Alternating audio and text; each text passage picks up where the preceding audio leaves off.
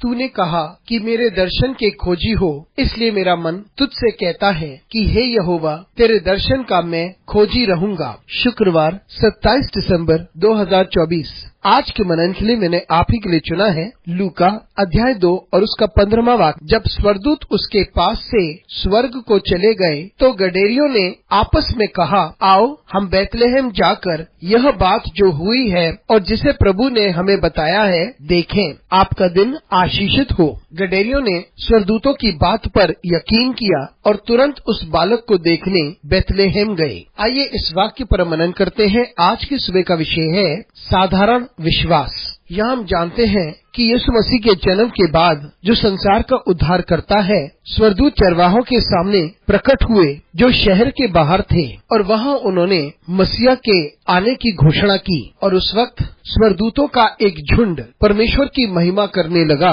और उन्होंने कहा, परमेश्वर की महिमा हो और पृथ्वी पर शांति बरकरार रहे। इसके बाद स्वर्गदूत स्वर्ग चले गए और उसके बाद चरवाहों ने ये कहा कि चलो हम बैतलहम चलते हैं और वहाँ इस बात को देखते हैं जो परमेश्वर ने हमें बताया है। चरवाहों ने स्वर्गदूतों की बात पर यकीन किया और उन्होंने अपनी जगह छोड़कर बैतलहम देखने चले गए। मित्रों, आज के जमाने में इस बात की आवश्यकता है। आजकल लोग हर बात पर प्रश्न उठाते हैं और वे सोचते हैं कि ये उनकी सोच है, उनका दिमाग है कि जब वे प्रश्न पूछते हैं तो उन्हें लगता है कि वे अब कुछ बन गए। यदि चरवाहे ऐसा करते और प्रश्न पूछते रहते कि क्या ये स्वर्गदूत सही थे या गलत थे, क्या ये वास्तविक थे या क्या थे, आज के लोग वाद विवाद करते और मसीह से भेंट नहीं कर पाते। लेकिन चरवाहों ने ऐसा नहीं किया। उन्होंने स्वर्गदूतों की वाणी पर भरोसा किया। अपनी जगह छोड़कर वह उस जगह गए जहाँ स्वर्गदूत ने उन्हें बताया। उन्होंने प्रभु को देखा